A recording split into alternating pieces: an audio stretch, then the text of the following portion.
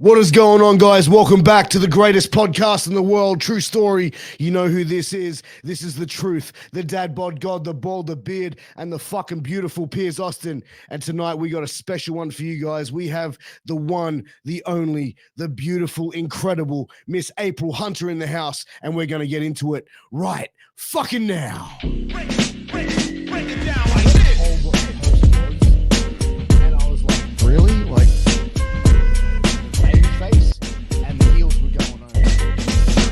I thought he broke his neck. The greatest podcast in the world. What's going on, guys? Welcome back. Greatest podcast in the world. True story. And I'm joined by one of my favorite people in the entire world. And I know I say that about every guest that I have on, but this time I actually mean it. The one, the only, April Hunter. Thank you for being on the show tonight. Thank you for having me. And this is first thing in the morning for me. So, you know, I love you when I get up early for you. I appreciate it. And you know what? I've got to say, I had a great time. I did your podcast a couple of weeks back when I was off with COVID. And I feel like we had a great banter and rapport during that with Big Ray as well. So I'm really excited to have you on my platform and for me to return the favor and have you here. I'm excited. So thank you for that. I appreciate it. I appreciate you getting up at the crack of dawn on a Saturday morning for you. Like I said, I love you when. So congratulations on surviving the most deadly disease in history. Well done. Yeah, thank you. My second bout with COVID, it was scary. I had a headache for a couple of days, but I persevered. I've had it 3 times. Wow. I actually told my wife, I said, I actually feel like, like if you know what I went through with having like the cold or even COVID, I said to my wife, that's exactly what you would have went through with childbirth easily, I recken. Oh, yeah. Oh, yeah. I slept on the couch for a month. Like as somebody who has no children, I completely agree with you. It must be exactly the same. 100%. I have to really just start things off by first of all, when I first saw you, I remember back in the day when wrestling magazines were the only source of information for fans. And I remember getting the magazines and seeing this incredible looking amazing redhead with this big jacked black dude, and it was really something different in wrestling.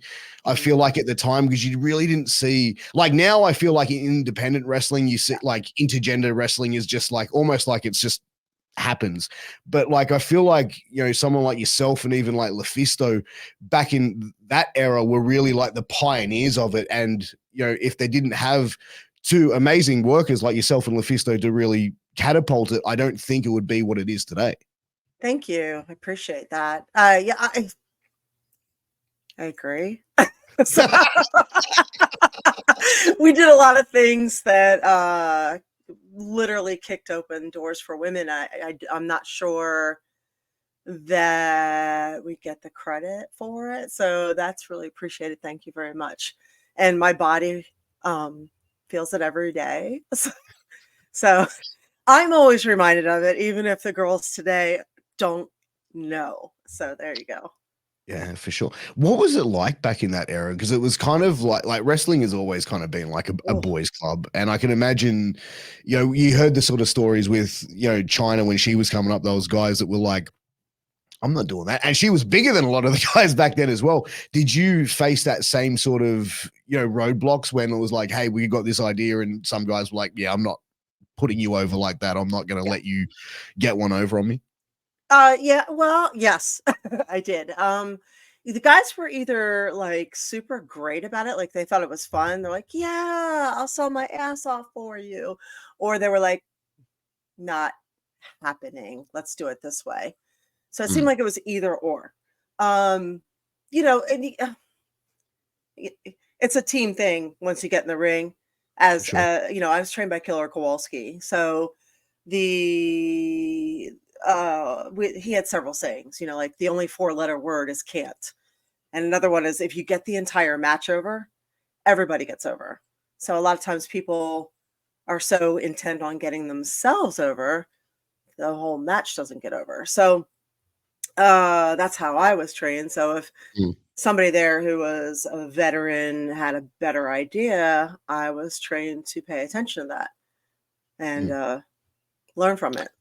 But yeah, that's 100%. I did deal with that, and I was fortunate to be able to work with a lot of guys. I was also 15 pounds heavier, so Mm. now I'm a lot smaller now. So I went back to school and graduated in 2019, and I went to a 24/7 school. I went to Full Sail University, and it's literally a 24/7 accelerated school for your degree program. And I sat in front of this computer a lot. So my workouts were super condensed and being muscle was challenging. Um, but yeah, we were as far as my tag partner and I were the first intergender, I believe we are the first intergender tag team to ever win titles and then win Wow. repeatedly. And I think the first interracial tag team as far as that too. Now, of course, Dudley's and all that, but I mean, Sure. as far as male female. So we additionally caught heat for that too, because it was early 2000s and this was not really a thing. No, it definitely wasn't. And one of the things that I really get annoyed with when fans sort of start talking about the business is when they throw out the word, it's not believable or believable. And there's like, oh, it can't be believable. And I'm like, it's pro wrestling. Yeah. Everything can be made to be believable if it's done in a way which is creative. And that's where I really found like the work that you did back then was just it was creative. Like you weren't really put in spots that were took it out of the realm of possibility of where you could do it. And I feel like Lufisto did the same thing with her matches when she was doing, wrestling against men. It was always things that would be in the realm of the believability of it and the movement of it. And that's where I think like a lot of people don't really understand. And it's like in professional wrestling, you can make everything and anything believable. Yeah, and I think one of the advantages she and I both had was we trained in Japan and Mm. Mexico. So she and I were sort of on the same circuit where we were working Europe, Canada, America, Mexico, Japan a lot. So we had the advantage of learning all these styles, going, staying, um, having to train in the dojos or in the rings prior to the shows. Like I remember in Mexico, there was a trainer there named Minyako, and he would pick three of us up and take us over to the boxing ring and teach us boxeo y lucha. We would go on a regular basis. Yeah. I am a boxeo dropout, so that was not my jam. So, but I have mad respect for people that are boxers because that is a very challenging sport. But we went 100. we went through the rigors to do it, and then we also learned MMA too. Like it was we learned all around because we had to learn how to protect ourselves also. Like Kowalski used to take me aside. I was the only female in the class, and he would teach me like pressure point takedowns and how to get out of certain holds if somebody shoots on me. I remember when I was booked for Japan, and he's like, "They might try to fuck with you over there, so I'm gonna show you some things." Oh I was wow. like, "Okay." So yeah, Did they that didn't. happen They though? didn't. No, they No? didn't. They were super. I loved working over there. I could not fit under the shower. Like, and the doorway came right to here on me. I bought a shirt. It's like I'm huge in Japan, literally. But I remember I didn't film over there, and they had to get a guy to be my stunt double. They put a red wig on him and made him like prosthetic boobs and a prosthetic butt. And Really? when they had to do like the super crazy athletic like stuff, like like he was a aerialist. So when they had to hook him up and do all this crazy stuff that like I did a lot of my own stunts, but he took it to another level. And it's hilarious. I did all the behind the scenes. So you can Sure. you can look that up. It's on YouTube. It's House Collapse or Oh My Zombie Mermaid. It went by two different titles. If you go on YouTube and look at the behind the scenes, it's so funny to watch him. But Wow. yeah, Like because of the you height went difference. Were you ever like in that situation going, yeah, I want to do all my own stunts, and then they're like, okay, great, this is what we got scheduled for you, and you're like, yeah, maybe not. Not so far because I can do a lot, and I'm coming from like I've been a gymnast, and then I started in martial arts when I was, oh my gosh, my parents put me in at like 10, I think. I was doing Yeah, judo young, and then with my dad, and then I was probably 10 or 11 when I started taekwondo.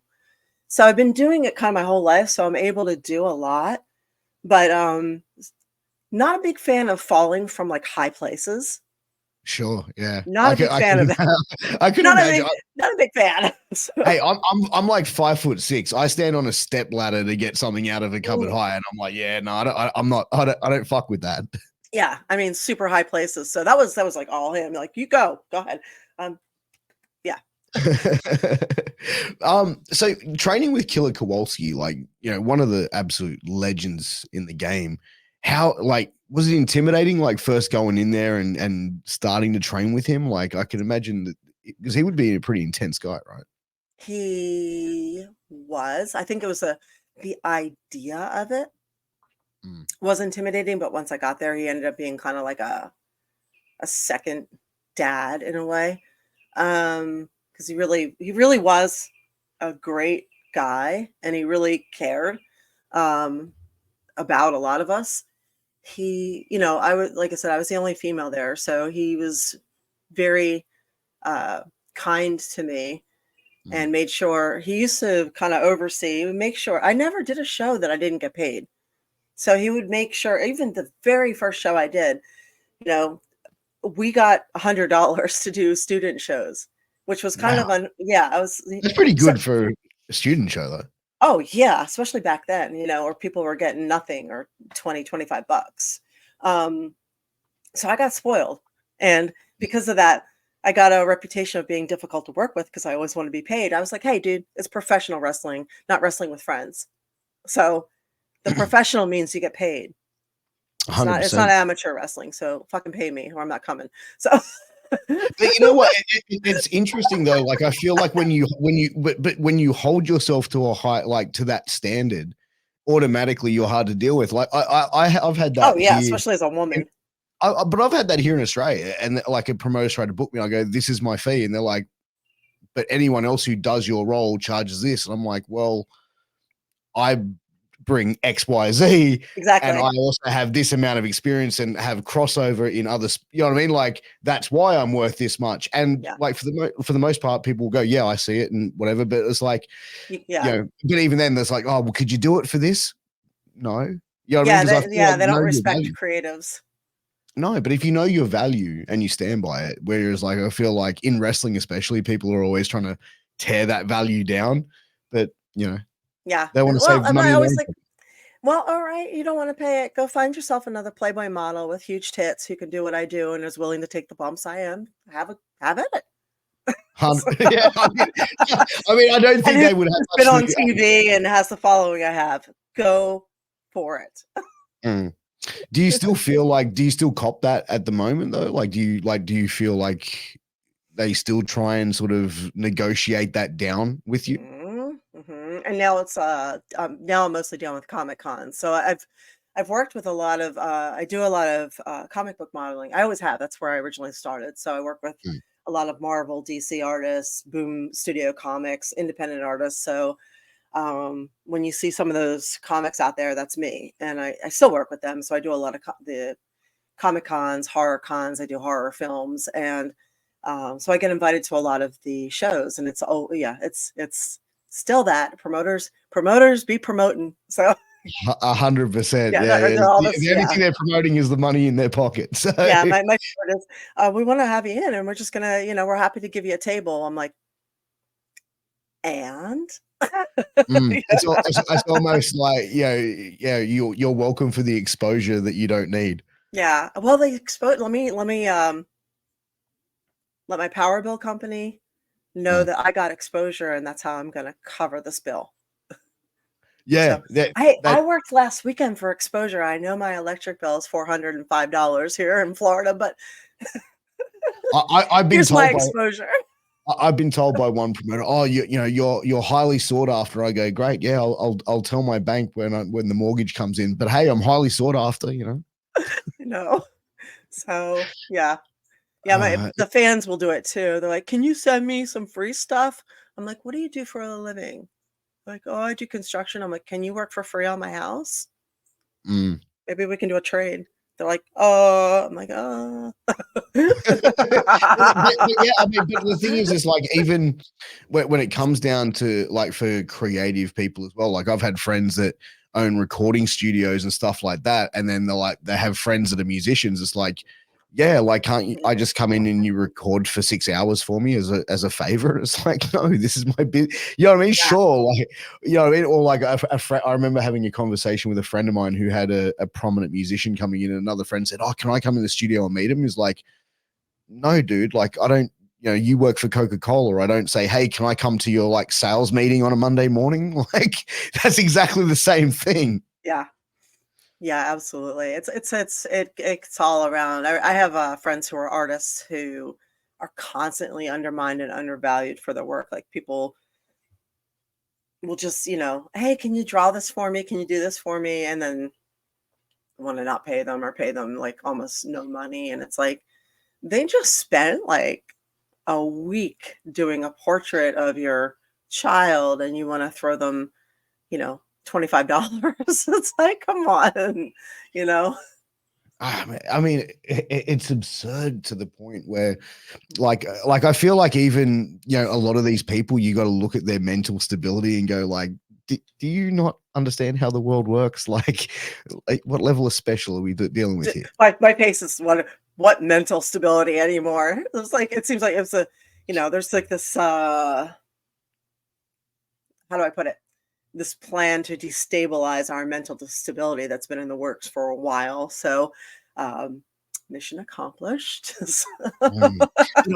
But I feel like even now, like if we look at how like the world is and society is, you have all these things where these people are gluten intolerant, celiac, you know, ADHD, all these different things. It's like I don't know about you, but when I was growing up, there was no such thing as like celiacs and stuff. I think that was diabetics. No. That was about it. You know what I mean? Like I think when Yeah. I was growing up in the 90s, the big thing was ADHD for kids and pumping them with Ritalin. But now Yeah. it's like there's so much more that there's like they're just things that have labeled where it's like are these all created in like by these companies and then instilled in these people's heads going, oh, I've got this, I've got to go and get medicated for it, or you know, it's just I don't get it. I have this is my area of research. I've been doing this for a very long time. I've been in the health and wellness business, and my family is in medical, and I could tell you stories. So I grew up in the 80s, and the big thing then was everybody had to have their tonsils out. Mm, And in the 70s, a lot of people were told to wear braces on their legs, which is coming off of the polio generation where the medical community was making a lot of money on braces. So mm, I don't know how it is in Australia, but in America, where we are for profit, um, we've always been for profit with our medical. It has been a lot of fuckery, and with our government has it's how do I put it? Our media is owned by the government and the corporation. So we've kind of always been a fascism without people realizing it, or corporatism, which is a form of fascism. mm. And our media is literally the fourth branch of government, so they can fear us and steer us any direction they want, which right now is towards globalism while talking about being eco. So anybody who is an environmentalist, not a climate activist, that's something different. That's a hysterical thing based on bullshit. Um, but a environmentalist knows the number one way to be eco is to be local, not global. But that is the push right now, is to be global. And somehow mining for cobalt and lithium is so much more green than oil. Riddle me that, Batman. So It's what's crazy. going on with all these diseases, which did not exist when I was young either? Yeah. Like I said, we had the occasional God, what do we have? Yeah, we had the occasional ADHD, but we didn't have and I remember like one kid with Down syndrome Mm. and one kid who was fat in my whole growing up, like kindergarten through grad. And I went to a bunch of different schools because we were military. Um, so I don't remember this being a thing, and I don't remember any of them being diabetic. Um, and type 2 diabetes is completely man-made. It's Mm. completely man-made, which in the 80s they started using corn syrup in everything because it extended the shelf life and was cheaper than sugar, and it also um, jacks your insulin, drops it at a rate that's crazy, and they put it in everything, so you don't even realize you think you're getting something that's healthy. Even your meats, processed meats, it has it in there. So I honestly think it's a combination of the food and the vaccines, because if you look at the countries who have cleaner food, they have less of this. If you literally just look at the countries who have the lowest autism and illness rates, they have the fewest child vaccine rates. So up in here in America, we're up to like something like 27 vaccines now for the kids, mandatory. And I think we're trying to do the COVID vaccine mandatory as well, despite That's everything they're finding out about it, which is more people are dying and injured from the vaccine than COVID. So they're trying to do that because of profit. It's always been profit over people here. of course. It's But the same here. yeah, I heard I heard about Australia. They kept obviously not through our media, but through social media. Mm. Thank God. Um, but and thanks to everybody who citizen reporters who put everything on there. I mean, if it weren't for you guys, the world would be kept in the dark. But when I went to school, we had 3 vaccines. That's it.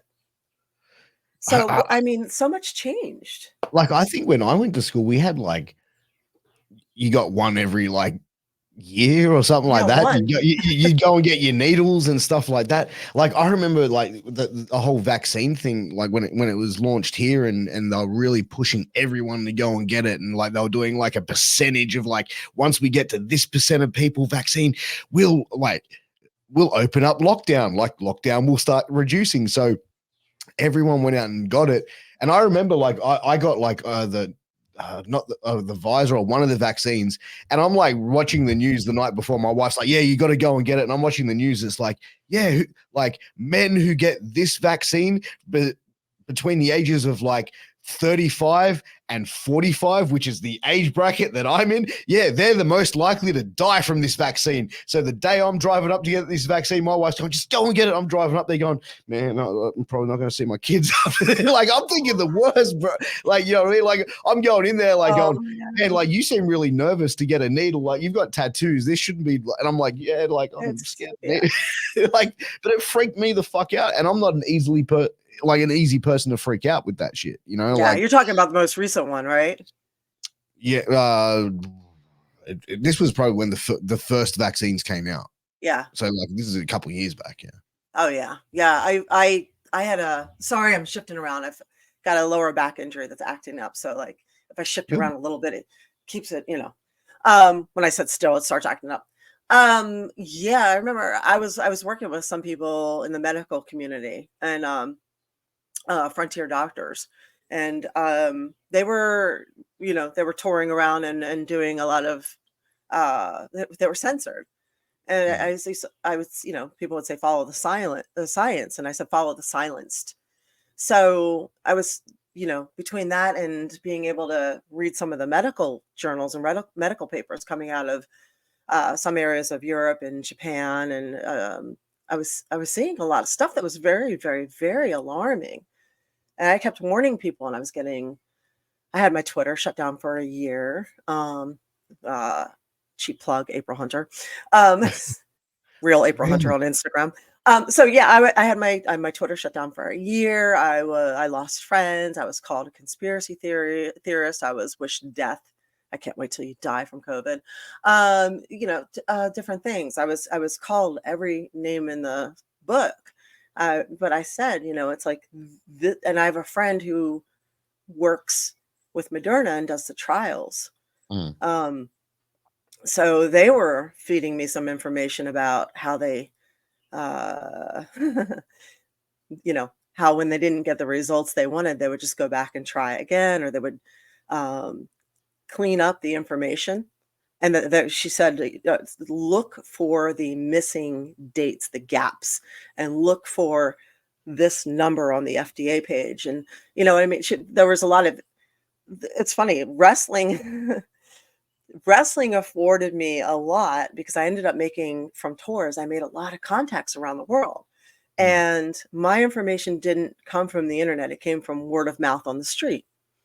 So through like WhatsApp and Instagram and different things, I would ask people and get like voice texts, this is what's happening here. This is what's happening here. My sister's a nurse or a doctor here in Ireland. This is what we're seeing. My mom works over, here. She's a doctor in France. This is what's happening here. So I was getting my information from actual people who were, experiencing these things, which was in direct conflict with what we were being told by the CDC and the FDA. So, and I chose to believe what was actually happening rather than what we were being told, which ended up being correct. I mean, well, that's the thing. I mean, the media, like, I feel like in the most part creates like more mass hysteria. And when we look through that time in history, is like, I don't think media did anything good for for the Australian community. I think like during that time period, we had, more suicides and stuff like that going down because people were just secluded. Yeah. People were just secluded to the point. And I think I even said on your podcast was like, we had to be at home by 9 p.m. every night. And I'm like, I'm the sort of person that's like, I don't follow that sort of shit. And I'm like, fuck that. You're a rebel. I to a certain extent I was. My wife's like sitting there I'm going, I'm gonna, blah blah blah, just go for a drive or something, and I was, you'll get in trouble. Okay, I'll get a fine. I'll send it to my lawyer and I'm done. Like, what do you want me to do? It's like, but even then, like a lot of people that were getting fines were taking him to court and they were being thrown out. Oh, that's good. That's good. Yeah, I live in Florida, so we were in I was so fortunate to live in a free state, but we got a massive influx from like New York, Philadelphia, California, like all the states that were locked down like indefinitely.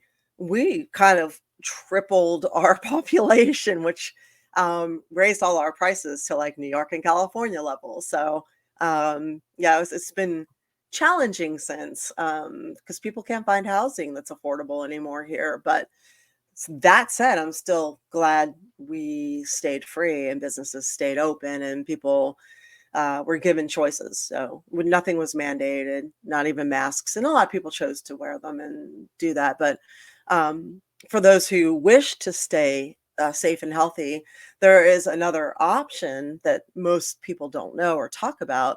And there is a COVID spray called Novid or Povidone. It's an iodine spray.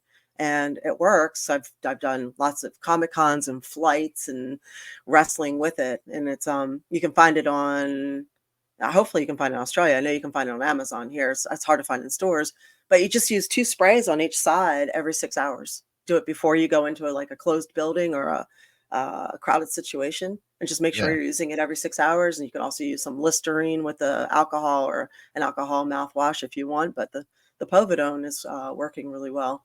I'm a human test. I use myself as a human tester. I've never even heard of that. Of course you haven't. You're not going to hear about the stuff that works when they want to push something for profit. 100%. But you know what? Like, I feel like even in like we talk about the medical industry as well. Like, I remember when my wife, was pregnant with our first child, and they said, okay, you get all these things that are wrong with you, and I think one of them was like she had a vitamin D sufficiency, right? So she's like reading up on it, like go outside at like in the first trimester of pregnancy. She's like, oh my god, like it could hurt the baby, it could. And like, it was every day. And I'm like, end up taking her iPad, her laptop, and her phone. And I said, listen, you need to stop because everything you are going to find in all these medical researches is going to be the worst possible scenario. There's Yeah. never like going to be going, yeah, like this is like, honestly, like if you like really look into it, you don't get out in the sun enough. It's not really Yeah. going to affect you. Like, come Yeah. on now. And that's where I feel a lot of people go through that. They get that. And that's where like that added hysteria comes from. Yeah, my friend had a baby during all of this, and she was in California, and she said that the pressure every time she went in from the nurse to get vaccinated was insane. And I kept telling her, I'm like, you do whatever you want, but let me remind you that a pregnant woman is not allowed to have raw milk, shellfish, a glass of wine. They're not even supposed to have coffee. So if you think that a vaccine is safe during your pregnancy, none of that adds up. She's like, I Well, do not think it's safe.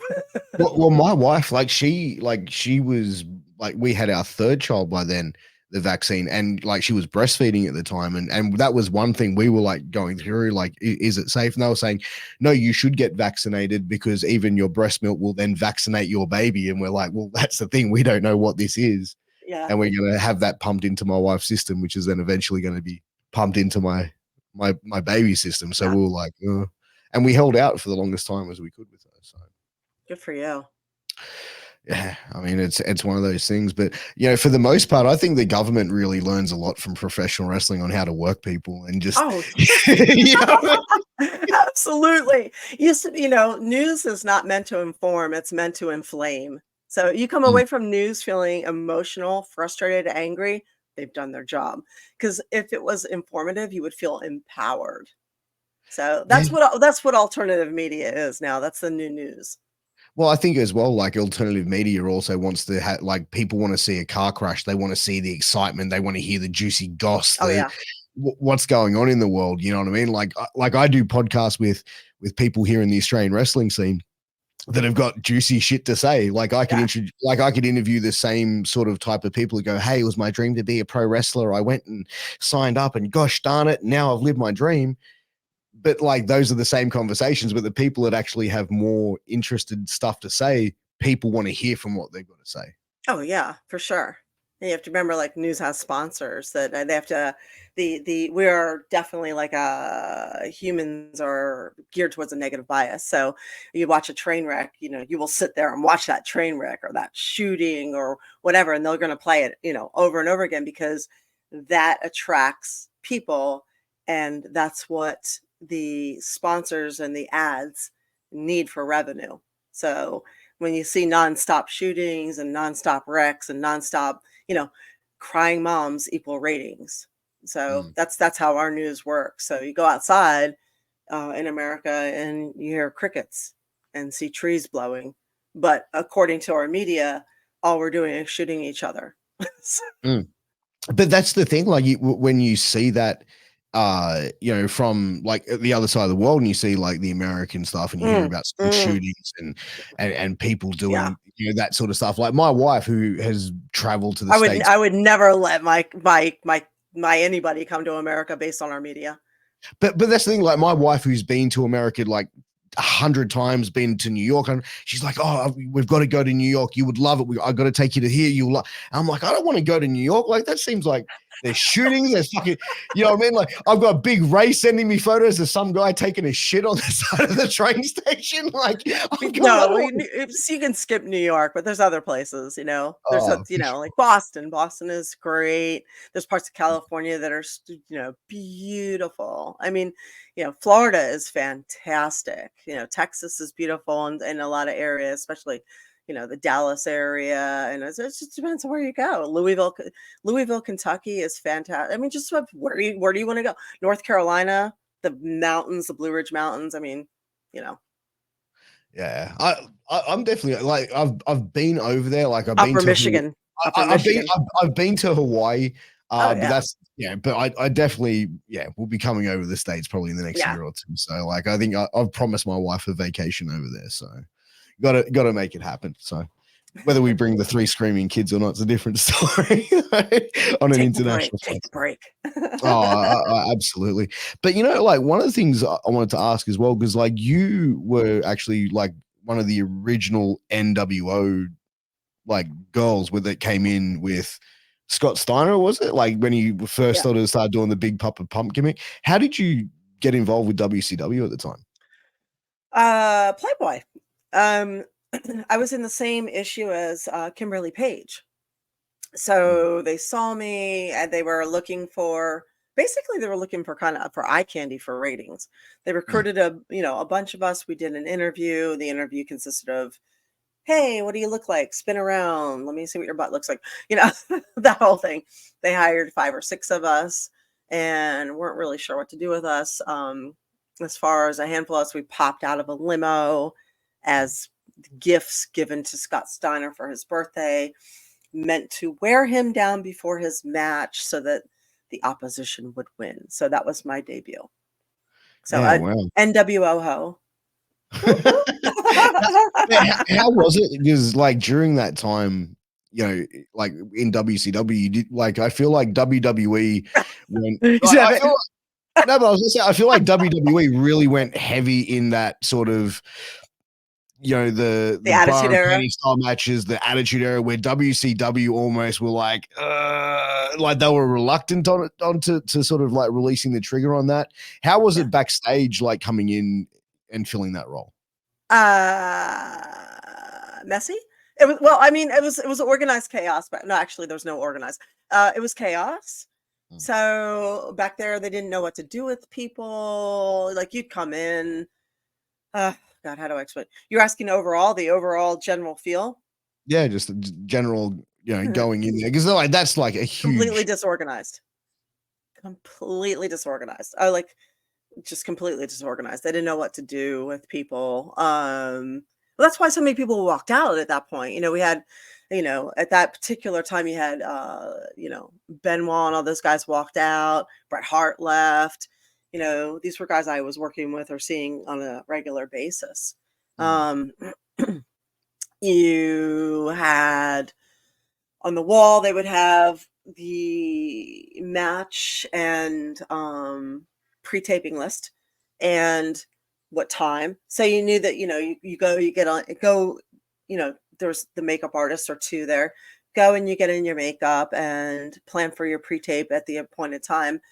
And all of a sudden things would be scratched out and moved and this, that, and the other. And there's no real organization. I remember one time Scott Steiner, who is actually a very nice guy and very much of a gentleman. I used to read about him online and be like, well, that's not true. That he mm. would flip out and all this other stuff and he was nasty. And I've worked with him on tour since. He's still remained a gentleman. Whenever I see him, he's always a decent guy. Um, this particular situation, he did flip out and not throwing, just he had his bleach on because he wasn't due up. And they came in and they hysterically, Scott, you're needed. The pre-taping, you should be here by now. And he's like, that's not what the thing says. Like I have time to do this. Nobody got me and nobody told me anything. So basically get organized. You didn't even give me a heads up. I wouldn't be doing this right now if I knew ahead of time. Yeah, So, sure. and then you read on the internet that he just flipped out for no apparent reason. They never lead up to the point that they switched everything around and never told him. So that's the kind of That's stuff that happened all the time. So that's crazy. Like, because I feel like a lot of people must have got really worked by Scott back like back then from like what was gimmick and what was real. Because it's like, he had the hothead sort of gimmick and character I where don't, he'd blow up and yeah, I was there earlier and much longer than anybody knows because they just kept us in the back. Like we'd show up and sit in the back. There was always a bunch of girls, like a whole locker room full of girls, just sitting in the back doing nothing. like, Literally nothing. were you just sitting there at that stage just going, hey, I'm just going to collect a paycheck? Or was it like frustration? Yeah, but I'm not a collect a paycheck person, Mm. um, at all. Like, I wanted to be doing something. For me, money is not a primary motivator. Feeling good about what I'm creating and doing is where I wanted to be. And I knew at that particular time I was coming off of, like I said, I was coming off of Playboy. I was coming off of being sponsored by Metrix. I was coming off of also being sponsored by nutrition, uh, extreme nutrition in the UK.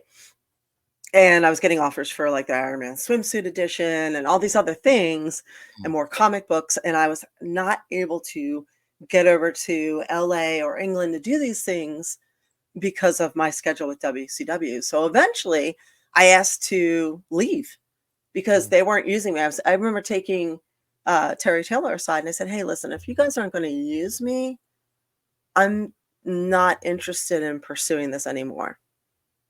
So he said to me, he's like, hey, well, if that's the situation, hang on. And he called Jim Ross right then and there. And he said, we have a girl here. She's not under contract because I was on a per show basis. Sure. He said, she's not under contract, but you guys should really take a look at her.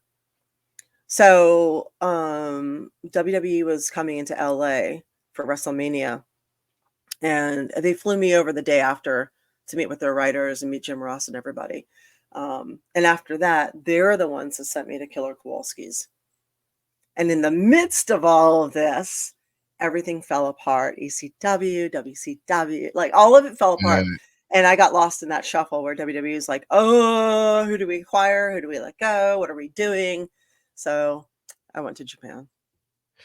Like, was there any like storyline ideas pitched for you to come into WWE, or it was more along the lines of like, go to Kowalski, get some training in, and then we'll assess in like 6 months to a year? Yeah, basically that. I mean, every time they were in Boston, I went backstage and met with them again. And they didn't like the interracial tag team at all. That wasn't pleasing to them. Really? Like so it wasn't the fact that it was it was sort of like intergender. There was the fact that it was a black man with a white woman that they didn't like. Yeah. That came, yeah, that's what my trainer was told. They wanted to send me to OVW. I got an offer to go to OVW if I was willing to also go alone and also be completely single, which I thought was weird. So I remember saying, thank you for the offer. I really appreciate it. But I don't understand I don't understand what my personal life has to do with my ability to be present in the ring and learn my craft. That's sketchy. They're like, that's just that's really sketchy. And I had my website at the time. I had, obviously I knew I was going to have to give up my name, my website, all my bookings. I was making good money at the time doing my thing because I've always been kind of an entrepreneur. Cheap plug, aprilhunter.net, Patreon, April Hunter, OnlyFans, April Hunter. Don't get excited. It's not porn. So I like how you just inserted that in. Don't get excited. You like that? So, also the A Show on Twitch. So yeah, so I've always kind of been self-employed, doing my own thing, hustling, and that whole gimmick base and freedom. I love freedom, which is why I'm that's my thing, freedom. Yeah, across the board. And so for them to put me under contract and lock me down for $500 a week, which is what it was at the time, and then dictate before they even did that I had to be 100% single, as I put it, 100% single. I was like, oh, wow. If you guys are going to ask me that before you're even paying me, what are you going to ask me to do when you are paying me?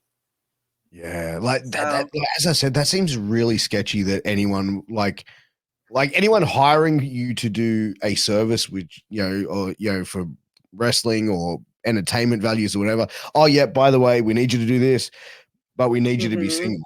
Like that's like, and I feel like that's the time where like for a lot of the when you look at the time in wrestling as well, where they had a lot of the models coming in and stuff like that, whereas like maybe they were like trying to see what they could get away with certain people, and it's just it's real huge flaming red flag. So I declined. Yeah, that I can't blame you for that. Like, were they surprised when you turned them down? Because I can imagine they'd be like, "What? No I one." don't know. I mean, probably.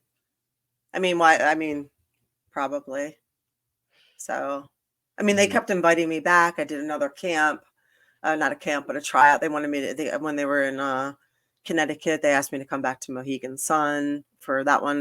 They'd sent me to, at that time, again, Heartland Wrestling too, where Pat Patterson came in and evaluated. So I don't know. So, mm, So they definitely had like a strong interest in you for quite a while, by the sound of it. yeah. So, what was Playboy like to work with? How did that sort of opportunity come about? So, you mentioned a couple of times, and I had to ask, like, but how did the Playboy opportunity come?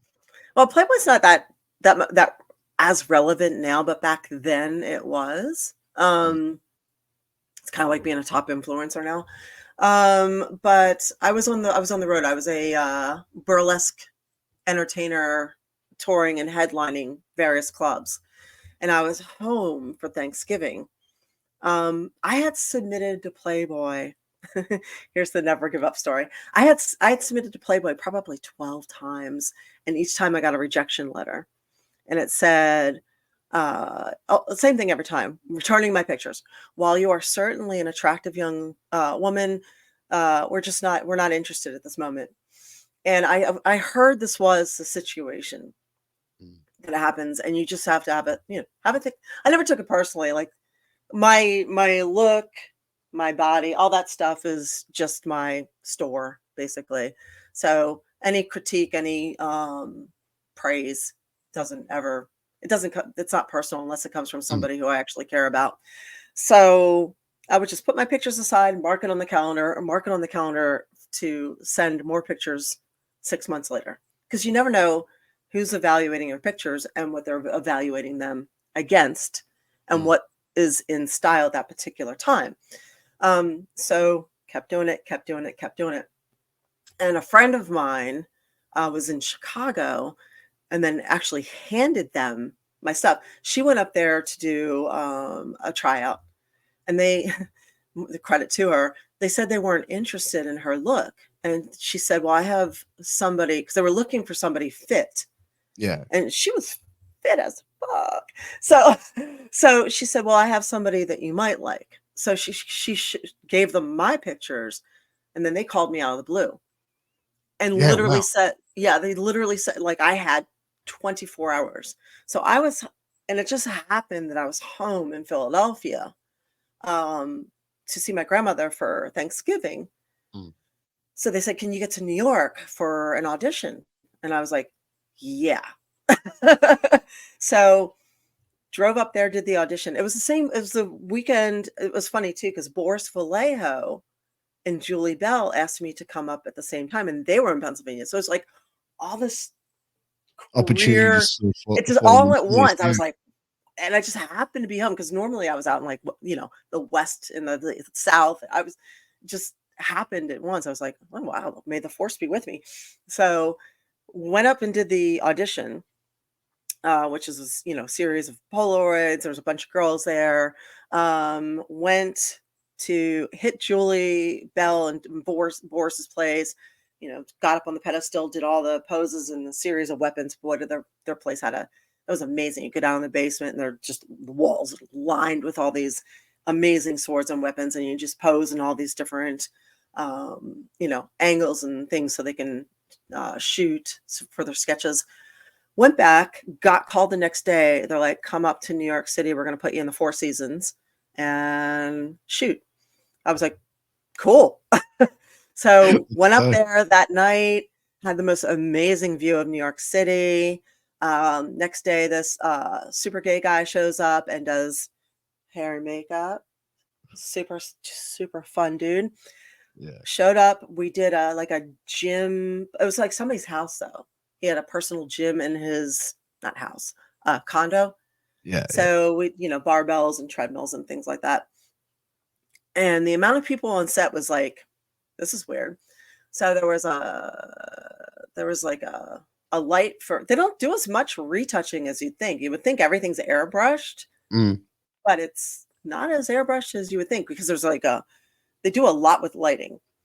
So my photographer is Jen Nishino, and they had a light guy for like your boobs, and a light guy for your legs, and a light guy for your butt, and a light guy for your face, a light guy for your hair.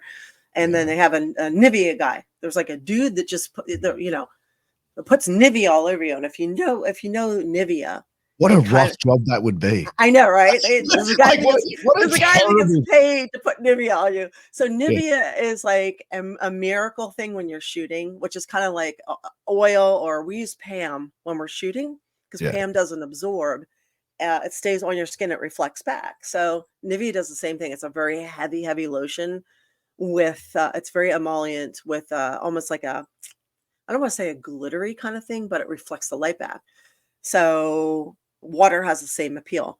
So when you are being photographed, and if you have flaws like scars, stretch marks, anything like that, if you put something on that reflects the light back, it gives the appearance that your skin is smooth and perfect. Oh, So see there, there you it go. obviously defeats the airbrush, but Yeah. how like intimidating or like nerve-wracking is the fact where you've got to have that many people like at a photo shoot like that, and you're wearing practically next to nothing or nothing at all? Like, is it like what's that like to like? Is that nerve-wracking, or do you just get Um, well, I was running on like 2 hours sleep. I was so nervous I couldn't sleep Yeah. at all. I wrote an entire blog about it. Cheap plug, April Hunter blog. So I'm just gonna keep doing it. Hey, get your shit over. So yeah, you can find all the behind the scenes there. But I was like, I couldn't sleep. I was excited and nervous, and I was like, oh my God. I was doubting my existence. I was like, maybe I don't look good, but the whole thing, right? Um, and then I was used to being undressed. Mm. I was just I felt like it was weird to be undressed and judged. Usually, when I'm undressed, it's like you're one on one with the photographer, maybe an assistant holding up the lights or the reflector. But this was, yeah, it was a little bit, nerve wracking. And we did, I think, 3 shoots, only one of which got released. So I keep trying to look out for those other 2 shoots. So I don't know where they are, or if they ended up somewhere, or if they are just lost in space. I don't Did know, you, but did you ever see that documentary? I think they released on Hulu about the Playboy Mansion where they had like Hef's ex-girlfriends and stuff, and like it was really like I think they dived into sort of like the weird sort of exploits of Hugh Hefner and stuff. mm-mm. Did you see that documentary? I didn't. But I watched there was a reality show on them for a little while, and I used to work the Playboy Dolphins. conventions out in Chicago. Yeah. So did you ever meet Hugh? No, I did not. Yeah, right. So So like he must have been such an interesting dude. Like I remember watching that TV show, and it's like seeing 3 girls at the time, which were like mhm, my age, like yeah, yeah, early 20s, and I'm just going, man, like I what the know. fuck? Like, and I thought to myself, this can't be real. Like it honestly can't be real. Like I thought surely that it's too. I was like, but then Viagra was a thing. Yeah, the one girl had a corgi, and I had one too. So like a friend of mine's like, she has a corgi, and so do you. And I think she like single handedly catapulted the whole corgi popularity into, I can't remember her name, but yeah, into a thing. So Like I remember seeing like I think it was Bam Margera interview Hugh Hefner once, and he's like, Hugh, like you're always around these beautiful women. Like, have you ever thought about maybe just sleeping with a fat, ugly lady? And Hugh Hefner, before he like Bam could get the question out, just went, no. Like there was no like, haha. It was just like, no. Like it was dead serious. I'm like, holy shit! Like he's a man of his word. Like he has a stance on it. It's crazy, yeah. but but yeah, like Oh, why would he? His very first cover model was Marilyn Monroe. His very first model on the very first, Yeah, but that documentary they released on him, it was interesting because like all three of those like I think like his main girlfriend at the time in the documentary comes out and says, Holly, right? Was it? yes, yeah, I Yeah. believe it was, and she came out and she's like, yeah, I have autism and blah blah blah, and I'm like, fuck, that makes a lot of sense. And it's Really? like, and then when you see that, yeah, and then when you see the interviews from a lot of his ex girlfriends, they're all very like they come like I could be completely wrong, and like I said, I'm going off what I'm seeing on a screen, not knowing the individual, but I'm like, man, like a lot of these girls that were romantically linked to this guy seem a little bit on the Special? back step. Yeah, like almost like they're missing a couple of stubbies short of a six pack sort of thing, and it was like, Mm. yeah, like there was Couple I don't know, sandwiches short of a picnic. yeah, like they just Few didn't fries short of a Happy Meal. 100%. They just seemed like they weren't really that aware, or they were heavily medicated. But I suppose if you had to, you got to sleep with a 90-year-old They man, were you'd probably want to be pretty. vaccinated. Yeah, they were trialing the COVID vaccines 20 years early. They predicted it, so they're like, let's just give it to the Playboy models. I don't know. Yeah, whatever. Dude made a living wearing a robe. That is what I want to do right there. I mean, I aspire to wear a robe my entire life if I want to while I work. Those are life goals. 100%. And like, hey, you know what? Like, what a I'm life wearing that no that pants. I have no fucking pants on right now. mate.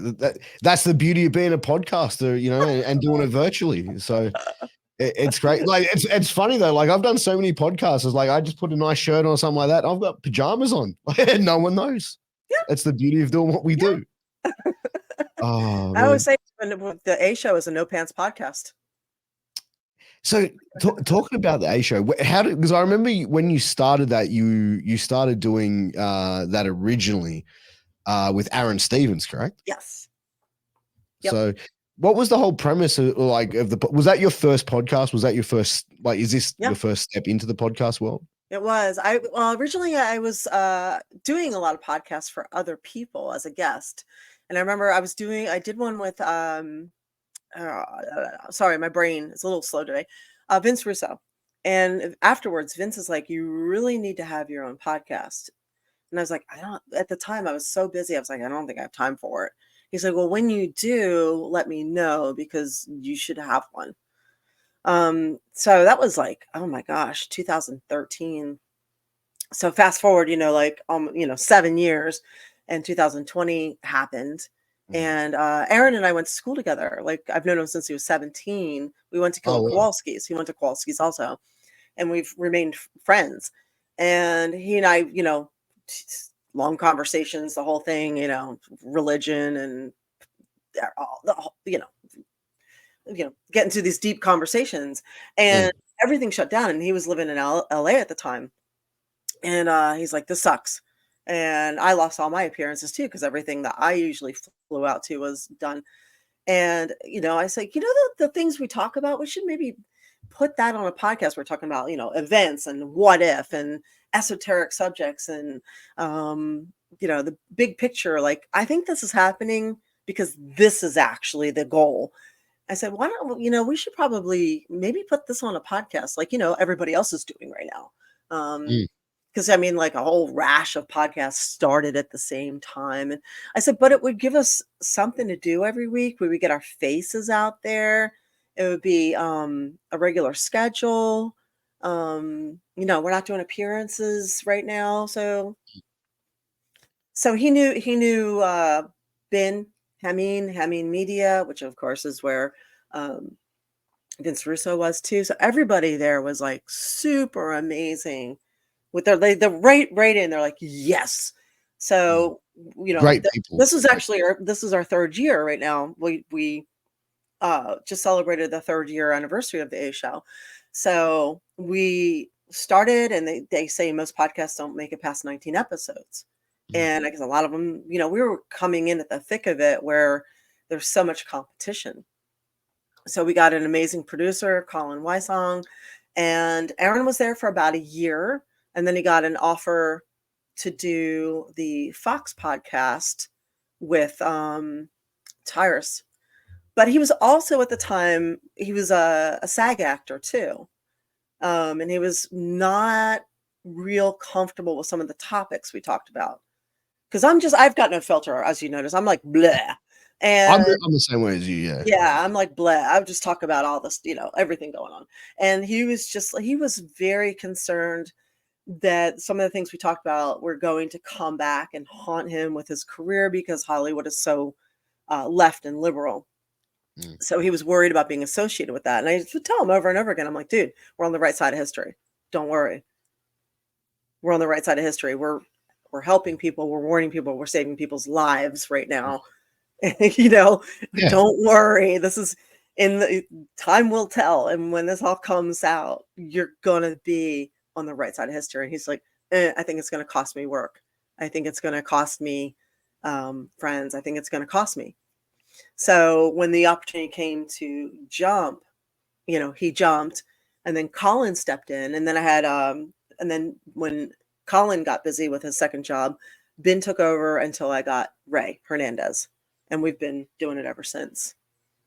Yeah, I mean, I think like the show that you guys do is great because it's you know what I mean? Like, it's not a wrestling podcast. I feel like even when I did it was like, I was a fan of the show. Like, I support the Hameen Media Group. I've been friends with those guys since for a long time, and the Russo's brand. So I try and support everything that they do as they support what I do over here. And I became a fan of the show. I thought it was great because it was like it's people involved in wrestling, but it's like, man, there's more to talk about than just wrestling with people in the business. And there's a lot of people that are so intelligent, but people go, no, but it's wrestling, but as soon as you can break through that mold and you can sort of give that interesting perspective. One of the things I find like really funny now, like I'm 4 years in being a podcaster, you're 3 years in, and I don't know about you, but like anytime I have conversations with friends and stuff, I'm like, man, this would be really good content. I wish I was Oh my God.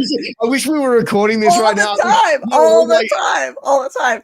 So it's funny, like on the weekends, I'll hang out with my friends and, maybe we'll do some mushrooms or something. And like, we'll end up having the most insane conversations, like these big awakening things. I'm like, what if this? And I'm like, put your phone out, let's record this. And then later I'll play it back and I'll be like, oh my God, we have to put that on the podcast.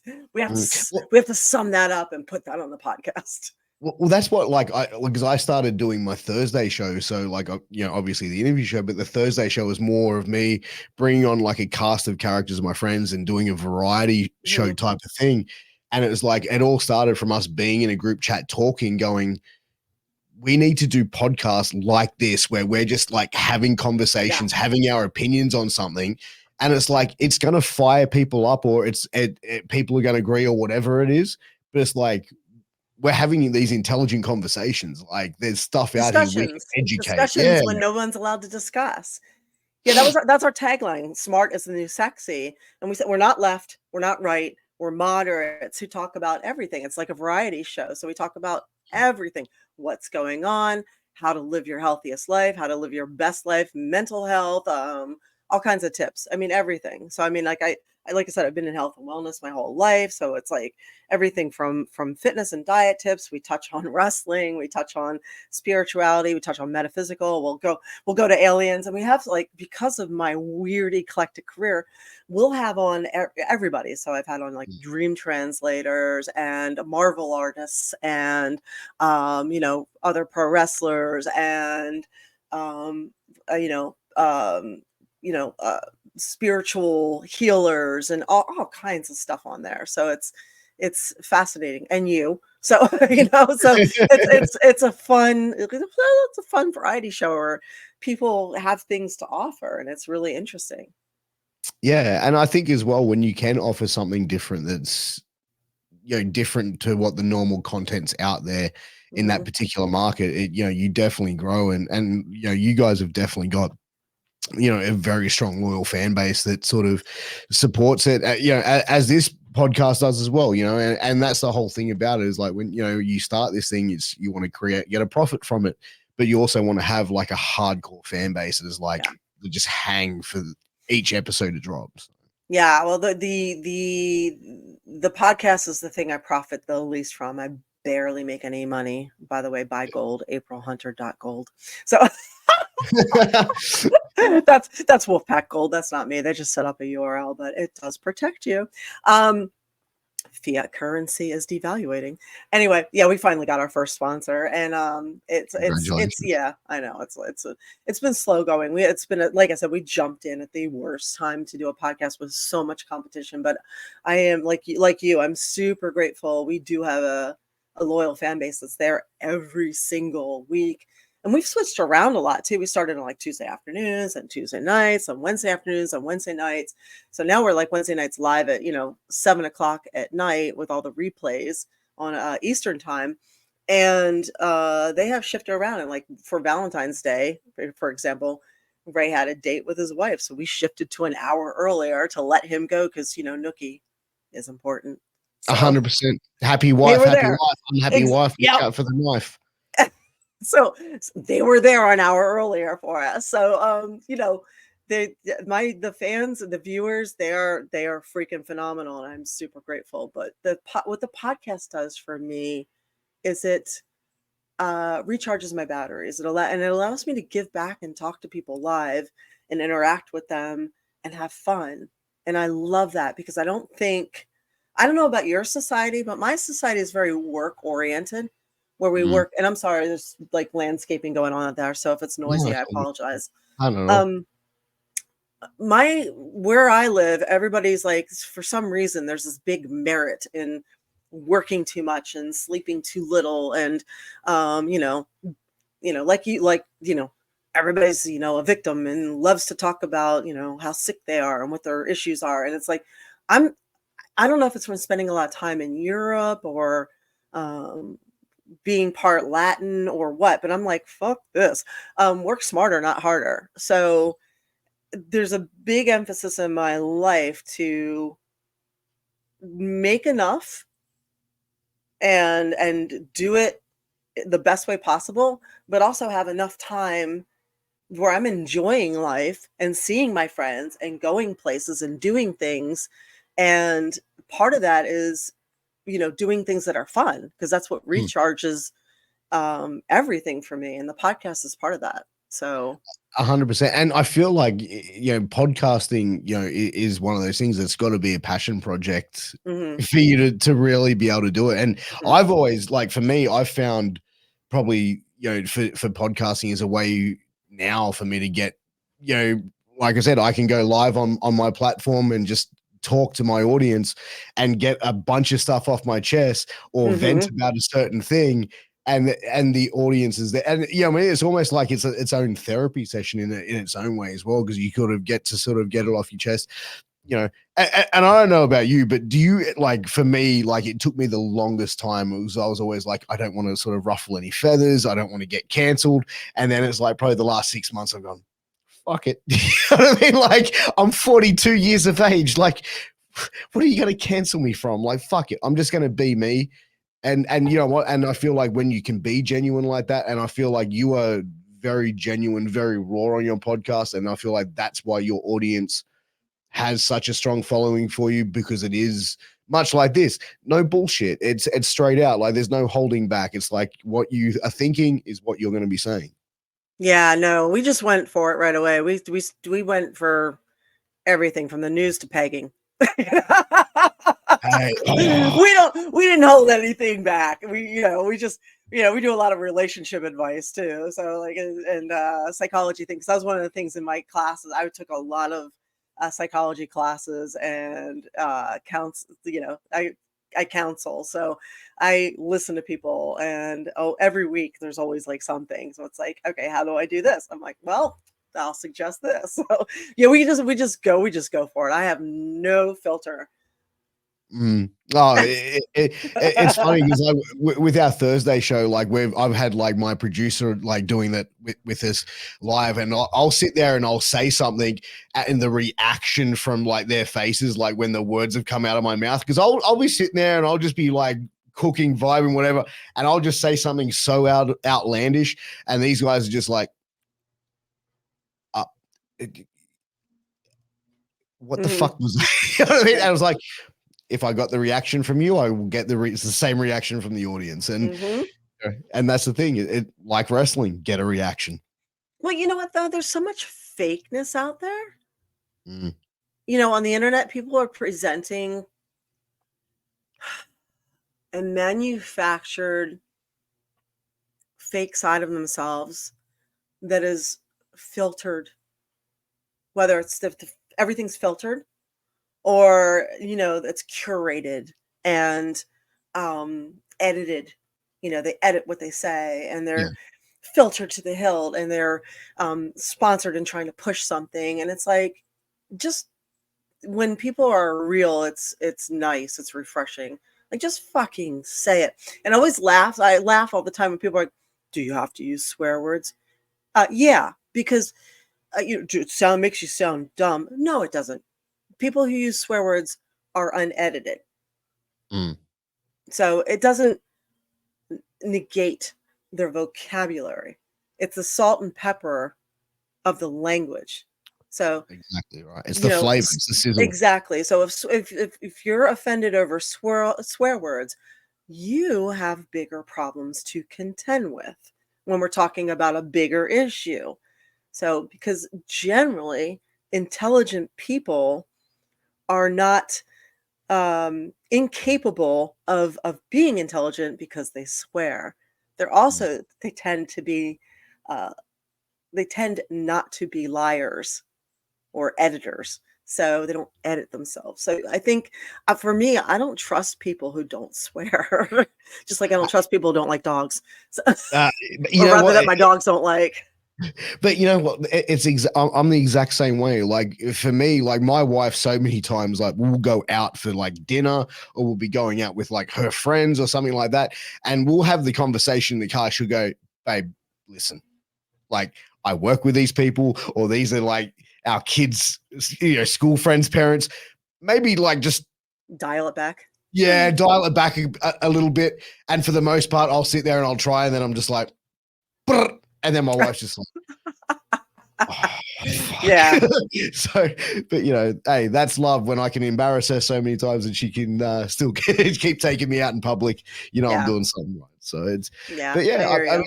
mean, I mean, it's swearing isn't necessarily the most offensive thing, and that's where like even where me and my wife are two polar opposites, and having children, I say to my oldest son.